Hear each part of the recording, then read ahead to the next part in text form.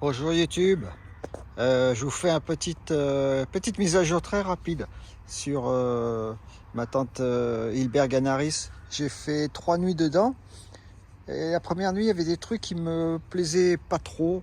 Alors après j'ai trouvé comment corriger ça, donc je vous fais voir vite fait. Première nuit, j'avais l'impression, qui était plus qu'une impression, que ici en fait c'était trop lâche. Là, ça faisait un ventre qui était assez près du front, alors qu'à la base, c'est une tente qui a vraiment beaucoup de place. Et comme vous le voyez, au niveau des pieds, là, la bande noire, c'est quand même assez haut. Et je me demandais ce qui allait pas. J'ai été réglé à 1,25, comme ça doit être normalement. Et bon, là, maintenant, vous voyez, c'est bien tendu parce qu'en fait, j'ai monté les bâtons à 1,35 m. Alors 1,35 m, ça fait en réalité 1,30 m parce que je les ai enfoncés dans le sol jusqu'à la rondelle, donc est dans le sol jusqu'au sommet du manchon. Et donc quand on règle ça à 1,30 m, tout de suite le tendu est beaucoup mieux. On se retrouve avec beaucoup plus de place à l'intérieur. Par contre, c'est prévu, puis c'est une 3 saisons, on se retrouve quand même avec un vache espace en dessous.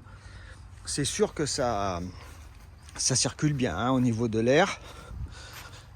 Quand je suis venu cette nuit là, j'ai dormi dedans cette nuit pour voir, il y avait de la condensation quand je suis arrivé à minuit. Ce matin il n'y avait plus rien et encore j'avais rien ouvert de spécial. Donc en la réglant à 1,30 m, vous voyez il y a quand même une grande circulation d'air. Maintenant si le temps est mauvais, qu'il pleut, qu'il y a l'effet splash, vous pouvez baisser à 1,25 m, voire peut-être un peu moins.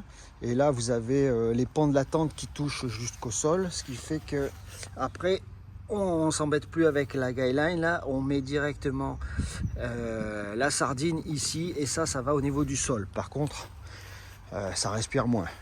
Ensuite, il y a une découpe caténaire en bas, comme ça, arrondi. Et sur les bords, ça part, mais très légèrement en angle. Moi, les premières nuits, même la deuxième, j'avais tendance à mettre les guidelines à 45 degrés comme ça. Et en fait, c'est trop, ça déforme la tente. On sent bien que ici, ça n'est pas fait du tout pour aller à 45 degrés. Donc, il faut tendre ça. Bon, je dirais pas dans l'axe complètement, mais il faut pas trop écarter sur les côtés. Sinon, ça, ici, c'est hyper tendu. Ici, ça déforme.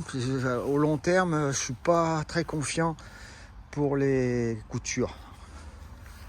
Voilà, c'était la petite mise à jour rapide. Bien tendu comme ça, à 1,30 m, il y a vraiment beaucoup de place dedans. Allez, à la prochaine vidéo. Au revoir YouTube.